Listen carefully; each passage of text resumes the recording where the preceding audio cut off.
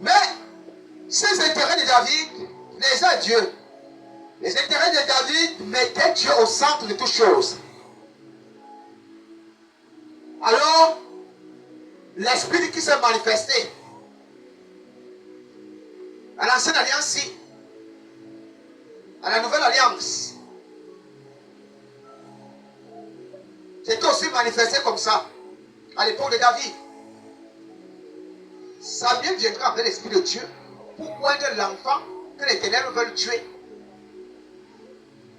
Comment on vante toujours l'enfant le plus pervers chez toi, mais l'enfant le plus obéissant est celui qu'on n'aime pas?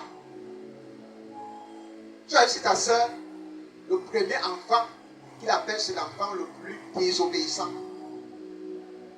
Pourquoi les ténèbres revendiquent l'enfant le plus désobéissant? Pourquoi l'enfant qui t'honore, qui honore ta maison, en suivant les voies de Dieu, est celui-là que les ténèbres tournent le dos? Parce qu'il n'appartient pas aux ténèbres. Commence à regarder l'amour de Dieu.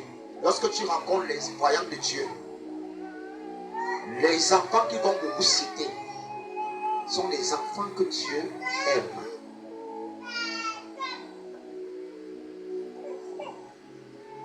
Ne regarde pas les gens de ta famille, leur appréciation. Va auprès des voyants de Dieu.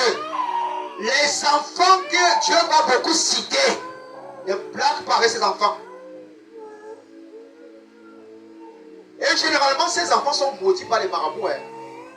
Les marabouts les appellent les sorciers. La majorité des enfants qui ont des appels ministériels, lorsque leurs parents partent chez les marabouts, font la voyance, les marabouts disent qu'ils sont des sorciers. Ayant déjà les yeux de la sorcellerie. Oh, c'est que Dieu a choisi chez vous. Et ils ont l'esprit de Dieu qui est en eux, qui n'attend toutes ces choses d'être activées. Souviens-toi de la prophétie. Prophète de Jérémie. Je vais dire à Jérémie, avant qu'il ne soit conçu dans le ventre de sa maman, il avait déjà établi prophète.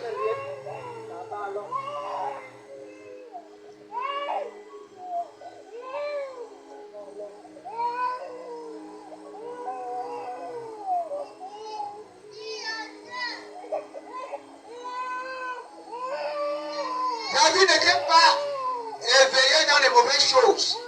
Non. Il était éveillé dans tout ce qui honorait Dieu. Voilà pourquoi l'Esprit de Dieu va le chercher, même dans la forêt. C'est aussi comme ça. Les enfants qui honorent Dieu chez vous, que généralement la grande famille n'aime pas, ce sont les enfants que l'onction cherche toujours bien souvent trouver sur place. Parfois, ils sont souvent isolés.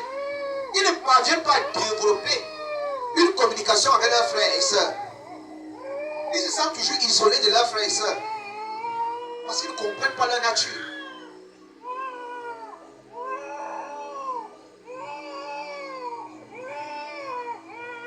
On voit une fille atteinte 20 ans.